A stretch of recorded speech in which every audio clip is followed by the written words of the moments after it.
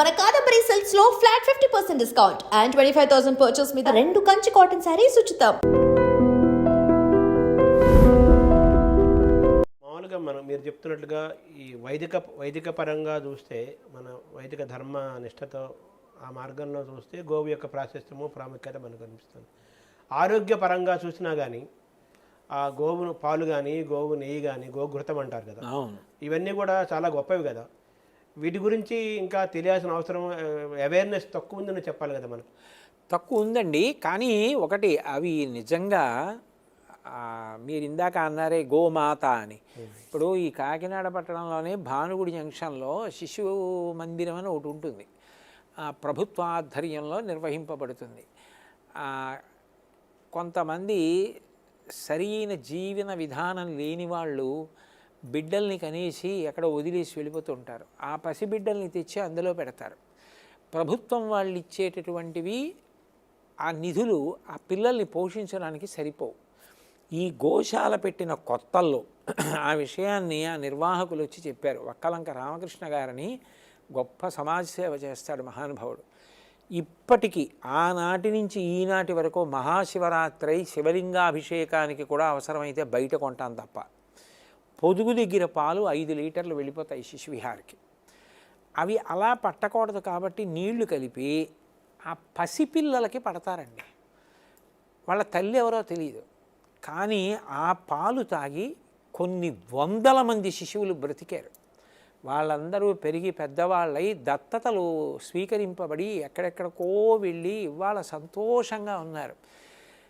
స్వర్గలోకం అవి వదిలేయండి, గోశాల నిర్వహించి గోవుల్ని కాపాడితే అన్ని వందల మంది పిల్లలు బ్రతుకుతున్నారు. ప్రత్యక్షంగా సంతోషం కదా. రోగులు కొంతమంది ఇక్కడికి వచ్చి, అయ్యా మమ్మల్ని ఆవు మూత్రం సేవించమన్నారు, ఆవు నెయ్యి కావాలి, ఆవు పాలు కావాలి అని అడుగుతారు. ఆ పిడకతో ఏదో చేసుకోమన్నారు, పిడకలు కావాలని అడుగుతారు. వాళ్ళందరూ అది వాడి ఏదో కొంత ఉపశాంతి పొందుతున్నారు. అందుకని వచ్చి పట్టుకెడుతూ ఉంటారు. ఇంతమందికి ఇహంలో కూడా అది ఉపయోగపడుతోంది. అన్నిటినీ మించి పెంటపోవు, ఆవుల యొక్క మలమూత్రాలు తీసేసి అవన్నీ కూడా పక్కన వేసేస్తాం. అవి పెద్ద పెద్ద కుప్పలు అయిపోతాయి. వ్యవసాయదారులు వస్తారు, అయ్యా మాకు అది ఇస్తారా అని అడుగుతారు. మేము ₹1 అడగం వాళ్ళ దగ్గర.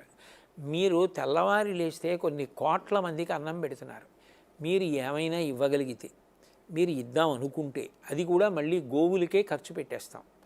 మీరు కొంత గడ్డి ఇవ్వగలిగితే ఇవ్వండి, కొద్దిగా తౌడు ఇవ్వగలిగితే ఇవ్వండి, చిట్టి ఇవ్వగలిగితే ఇవ్వండి, లేదా ₹11 ఇవ్వండి, ₹1.25 ఇవ్వండి. తీసుకెళ్ళి మీరు పొలంలో పోసుకొని 10 మందికి పంట పండించి పెట్టండి. ఎంతమంది రైతులు వచ్చే ట్రాక్టర్లలో ఆ పెంటపోగు పట్టుకెళ్ళి పోసుకొని పంటలు పండించుకుంటూ ఉంటారు. ఇన్ని రకాలుగా ఉపయోగపడుతున్నది లక్ష్మి కాలా. ఇంకా లక్ష్మి అంటే ఏమిటి? వైదికమైన ధర్మంతో పాటు గోవు చాలా ఆరోగ్యం కాబట్టి, గోవు పాలు గోవు నెయ్యి ఆరోగ్యం కాబట్టి గో సంపదను పెంచుకోవాల్సిన అవసరం చాలా ఉంది. గోవు పట్ల ఇంకా కూడా చాలామంది ఇంకా దాని అవగాహన పెరగాల్సిన అవసరం కూడా ఇంకా ఉంది. అంతే కదా దీని యొక్క సారాంశం. ఇంత సాధనలో, ఈ ఆధ్యాత్మిక సాధనలో అరిషడ్ వర్గాన్ని మీరు జయించారా? అబ్బో లేదండి, అంత పెద్ద మాట అనలేను. అరిషడ్ వర్గాన్ని జయించలేదు, కానీ జయించే ప్రయత్నం చేస్తుంటాను. మంచి మాటలు గుర్తు తెచ్చుకొని ఇలా చెప్పబడింది కదా, పోన్లే ఇవాళ నేను తడబడినా ఇది నాకు ఒక అవకాశంగా స్వీకరించి వచ్చేసారి నేను దీన్ని ఇలా దిద్దుకోవాలి, ఇలా ఉంచుకోవాలి అనుకుంటూ ఉంటాను.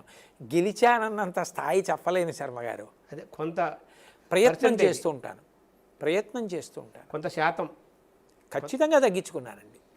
అంటే అంత ముందుకి ఈ సాధన పెరిగే కొద్దీ అరిషడ్ వర్గం పూర్తిగా జయించడం మానవ సాధ్యం కాదు కాబట్టి ఎంతో కొంత అది అదుపులో ఉంచుకోవడానికి ప్రయత్నం చేస్తున్నారు. అదే.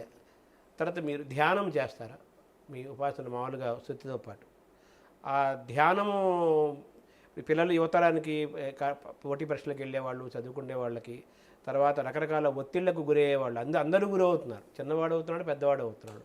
ఈ ధ్యానము దానికి మార్గదర్శనం అవుతుంది కదా, ఎంతో కొంత వాడిని మంచి మార్గంలో నడిపిస్తుంది కదా. ప్రశాంతతకి మారు పేరు ధ్యానం. ఆ ధ్యానం వల్ల ఏమవుతుందంటే ఆ ప్రశాంత చిత్తం ఏర్పడుతుంది. ముందు మీరు ప్రశాంతంగా ఉండగానే మంచి విషయాలు స్ఫురణకు వస్తాయి, మంచి నిర్ణయాలు చేసుకోగలుగుతారు. అయితే నేను పిల్లలకి చెప్పేది ఏదంటే ధ్యానం ఒక్కటే కాదండి, సమయపాలన చాలా అవసరం.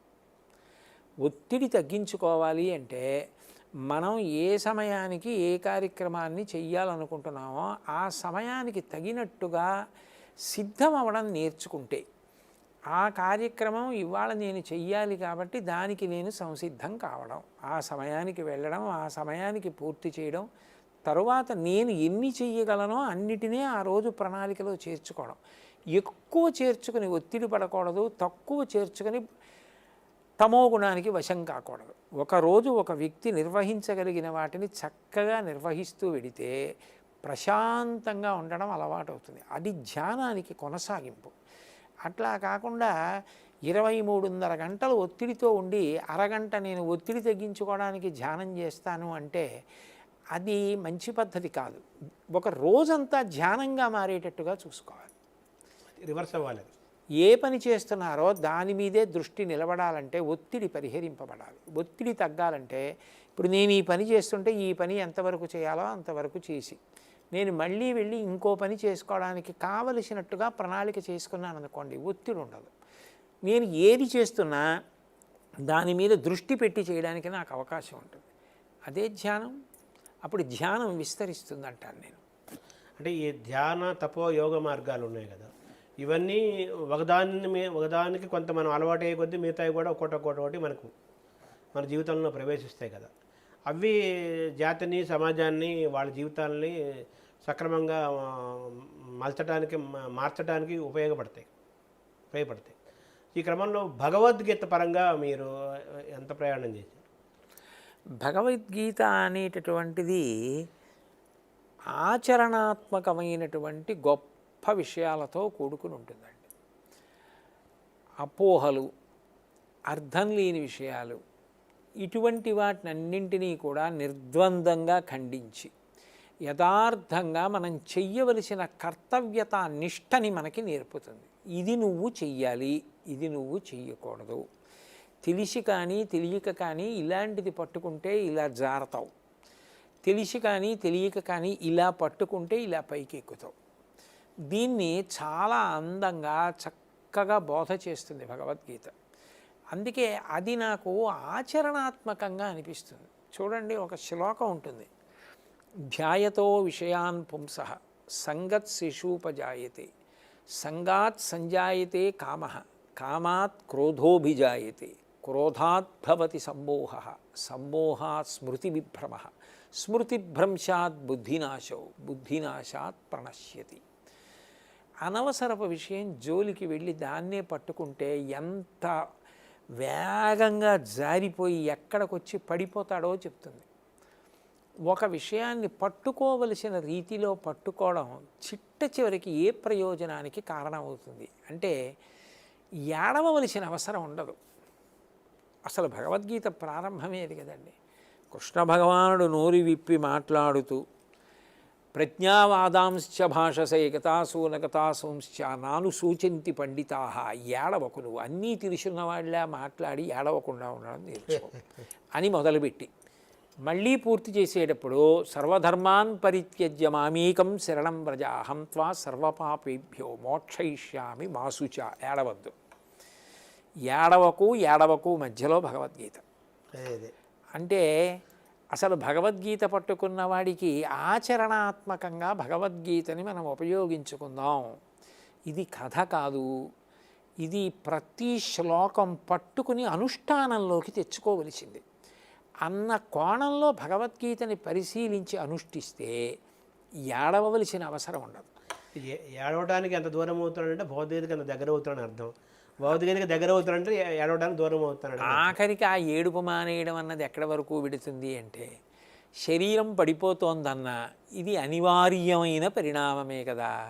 దీని గురించి వాసాంసి జీర్ణాని యథా విహాయ నవాని గృహ్ణాతి నరోపరాణి తథా శరీరాన్ని విహాయ జీర్ణాన్ అన్యాని సంయాతి నవాని దేహి. ఏడవడానికి ఏముంది? అని ఏడవడానికి అవకాశం లేకుండా బ్రతకగలిగిన మనుష్య జన్మ కన్నా గొప్ప జన్మ ఇంకేమిటి ఉంటుంది? అదే సార్థక్యం. అది ఇవ్వగలిగిన ఆచరణాత్మకమైన విద్య నేర్పగలిగిన అద్భుతమైన గ్రంథం భగవద్గీత. అంటే భగవద్గీతలో ఏదైతే చెప్పారో అవన్నీ ఆచరించగలిగినవి, అలాగే తగినవే, కానీ ఆచరించగలిగినవి కూడా. ఆహారం దగ్గర నుంచి ఆయన అన్నీ మాట్లాడాడు కదండి. అందుకని అది అయ్యో దూరం అయిపోయిందని ఏడవలసిన పరిస్థితి అంటూ వస్తే ఒక్కటే. ఇంకా ఆచరించడానికి అవకాశం లేకుండా చచ్చిపోయిన వాడి దగ్గర భగవద్గీత వేసి అసలు నిజంగా బతికుండగా ఆచరించవలసిన వాడు బ్రతికున్నప్పుడు దాన్ని వినకపోవడమే శోచనీయమైన విషయం. వాడు వినలేదని అడవాలి మరి. అప్పుడు ఎందుకు భగవద్గీత? అది అప్పుడు దాకా వెళ్ళలేదని వాడికి వినిపిస్తున్నారు. అప్పుడు ఆచరించవలసిన వాడు ఇది ఆచరించాలి తప్ప అది ఆచరించడానికి రా అంటే ఇంకా ఆచరించే అవకాశం పాప ఆయనకి లేదు. ఆయన శరీరాన్ని వదిలేశాడు, ఆచరించడానికి సాధనమే అది, దాన్ని వదిలేశాడు. ఆయన దగ్గర భగవద్గీత పెడితే ఉపయోగం ఏమిటి? మనం ఆచరించాలి. మనం భగవద్గీత అందుకోసమని చెప్పి దాన్ని తీసుకుంటే ఎక్కువ ఉపయుక్తం అవుతుందని నా భావన. ఒకవేళ అట్లా భగవద్గీత పెట్టడం వల్ల శోకం తగ్గుతుందేమో అంటే ఏమో, అది కూడా మంచిది. అప్పుడు కూడా నేనేం కాదనడానికి ఏముంది. అది వైరాగ్యం వైపు కాదు, మనిషిని కర్తవ్యోన్ముఖులను చేసి చైతన్యం నింపే గీత కదా అది భగవద్గీత అనేది. అందుకే కదండి అంతా విన్నవాడు ఏమన్నాడు, నాకు అంతా అర్థమైంది, కాషాయం గుడ్డలు ఎక్కడున్నాయి పట్టండి, వాడికి అనవసరం కదా. నష్టో మోహ స్మృతిర్లబ్ధ అన్నాడు. నా అజ్ఞానం పోయింది, నాకు ఏది తెలియాలో అది గుర్తొచ్చింది, పదండి ఎక్కుతున్నాను రథం అన్నాడు. అది కాషాయం కాదు వాడు కోరింది. ఆయన కోరుకున్నది సర్వసంగ పరిత్యాగం కాదు, ఆయన కర్తవ్య నిర్వహణకు ఉద్యుక్తుడయ్యాడు. And for more videos, Please subscribe to iDream. Please subscribe to iDream. Please subscribe iDream. And please subscribe to iDream. For more videos, subscribe to iDream. please like, share and subscribe to the channel. Congratulations, iDream. Subscribe to iDream. Subscribe to iDream. So subscribe to iDream Media. iDream की iDream team अंदर की huge congratulations. Please subscribe iDream Media. Please subscribe to iDream. Subscribe iDream. Please subscribe to iDream. iDream అంటే నా కళల ఛానల్ను subscribe చేసుకున్న నోరు తిరుగుతలేదు, మీరైతే గంట గుర్తు కొట్టండి. For more such videos, please subscribe to iDream. Subscribe to iDream. Please subscribe to iDream. Please subscribe iDream Media. Please do subscribe to iDream. Please subscribe to iDream Media. For best entertainment and information, please subscribe iDream. And don't forget to subscribe to iDream.